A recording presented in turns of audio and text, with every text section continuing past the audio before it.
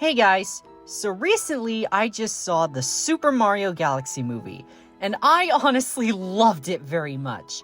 As someone whose most favorite Mario games are both of the Super Mario Galaxy games, plus 3D World as well, I was really looking forward to this movie when it was first announced in September of 2025, especially as someone who loved the first Mario movie despite its flaws. Now that I've finally seen it though, I did love it, but at the same time, I will admit that it does have flaws. Don't get me wrong, like the first animated Mario movie, I do believe the Mario Galaxy movie is overhated by many critics and hardcore Mario fans alike. I mean, calling this movie worse than AI? That's completely disrespectful on so many levels. Especially considering this movie had a message at the end of the credits, forbidding others from using it for AI practice. Though at the same time, this movie still has a couple flaws, as I've mentioned before. And there are a couple of valid and constructive criticisms for this movie, too. A lot of people have mentioned that this wasn't completely a Galaxy movie and was more like a Mario 40th anniversary movie that had Galaxy elements in it. And I both agree and disagree with that statement at the same time. As while the main characters did venture through space for most of the movie, I do wish this movie had a couple more elements from the original Galaxy games. Like, maybe the baby Luma could have traveled with Mario, Luigi, and Yoshi, and gave Mario the spinning ability from the games. And I will agree with everyone else that the Cascade Kingdom planet scene was really unnecessary, especially with the trope of Mario and Luigi being turned into babies. I understand they wanted to give Mario and company a place to crash land after being attacked, or if we're being real here, an Easter egg to the Yoshi's Island games. But it literally could have been any of the other galaxies from either of the Mario Galaxy games. And I think a perfect choice could have been the actual Space Junk Galaxy, with either Tarantox or even Bouldergeist replacing the Odyssey dinosaur. Though the Ruined Dragon was a much better Odyssey Easter egg added into the movie, in my opinion.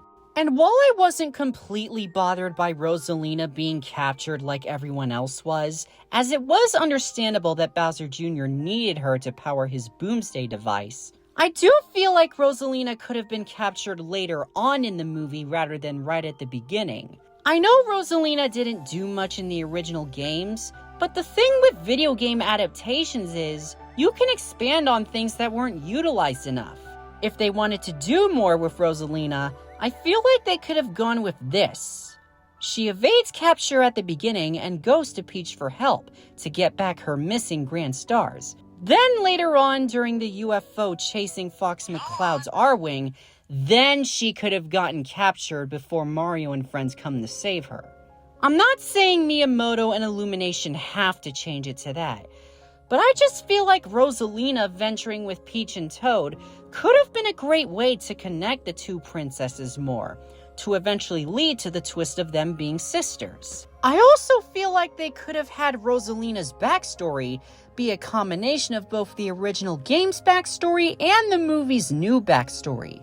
Like, her backstory in the movie doesn't have to be a carbon copy of the game version, but they could have combined some elements of the original game's backstory with some new elements. I mean, that's what made Shadow's backstory in Sonic the Hedgehog 3 so unique. It wasn't exactly the same as his original backstory from Sonic Adventure 2, but it did take some elements from that and combined it with new elements to make things feel fresh and different, but not too different. And I feel that way with video game adaptations in movie or TV in general. They don't have to be carbon copies of the original games they were based off of, but they shouldn't be too different from the original source material either. Though before I go on, and especially before I start getting comments saying that the Sonic movies will always be better than either of the Mario movies combined, I do want to quickly say, the Mario vs. Sonic debate. I know they used to be competitive mascots back in the 90s with the console wars, but times have changed, and I honestly see them more as friends rather than rivals, because I love both Mario and Sonic equally.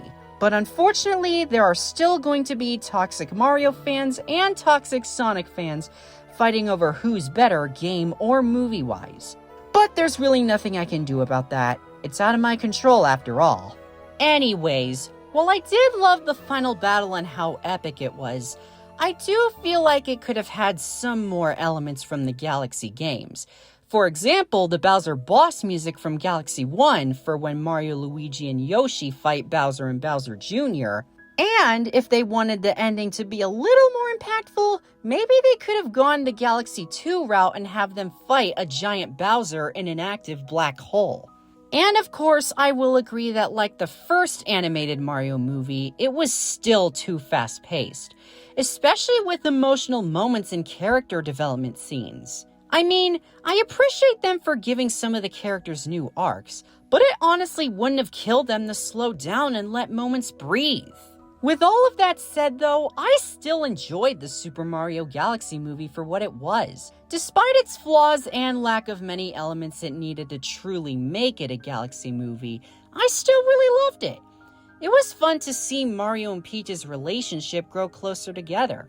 Nintendo may say they're just friends, but Illumination definitely says otherwise. I also love how Luigi was more involved this time as well. They definitely listened to the fans' response to the first movie. Yoshi was a really fun new addition to the main cast too, and Donald Glover really nailed his voice on Yoshi. Like, the guy's got range. It was also funny how both Luigi and Yoshi were playfully teasing Mario about his feelings for Peach. These two share the same brain cells and I love it. And they say it's not easy being green. I also really love how the Gateway Galaxy was adapted as a spaceport. I mean, don't get me wrong, I love the original Gateway Galaxy for how beautiful it was, but it's just unique how these movies take some ideas from the original games and put their own spin on things to make it more unique. Also, Rob is basically this movie's version of Flash from Zootopia. Fox McCloud was a surprisingly neat addition to this movie, and Glenn Powell did an amazing job voicing him. The fact that he went from Spy Kids 3D Game Over to one of Nintendo's most underrated characters is quite the glow-up. And I gotta say, Fox doing a barrel roll with the Comet Observatory, chef's kiss. But the best thing about this movie, in my opinion, was Bowser and Bowser Jr.'s relationship. We already know from the original games how much of a great dad Bowser is to his mischievous son, but this movie expanded upon it in such an amazing way. Also, I did not expect them to actually make a Super Mario Logan Easter egg in the puppet show that Bowser puts onto baby Bowser Jr. Those clever bastards. And also, the design for Planet Bowser is just peak in my opinion. I really love how they use elements from both World Bowser and 3D World, and the obvious Bowser Castle worlds from Galaxy, and some of Wonder too. Also, quick little note, I loved the post-credit scene with Daisy's first cinematic appearance. Even though I do wish she could have appeared in the first animated Mario movie as the Princess of the Sand Kingdom, aka Sarasa Land, it's still better than nothing, and her design is just amazing in my opinion. I am hoping for Stephanie Beatriz to voice her. All in all, despite this movie's flaws, I still enjoyed it nonetheless. Is it perfect? No, not at all. But it's still one of my most favorite movies of 2026. In fact, one of my most favorite animated movies ever alongside the first animated Mario movie. I know not everyone's a fan of this movie and the fact that critics are still going to tear it to pieces, but honestly, that's okay. While I do feel like the hate this movie gets is massively overblown, I understand it's not for everyone, because with fictional media as a whole, not every piece of fictional media is going to be for everyone. We all have different tastes as human beings. Overall, I'd give this movie 4 out of 5 power stars. The Super Mario Galaxy movie may not be perfect, nor completely a Galaxy movie, but in the end, I still loved it. SMC you later, viewers.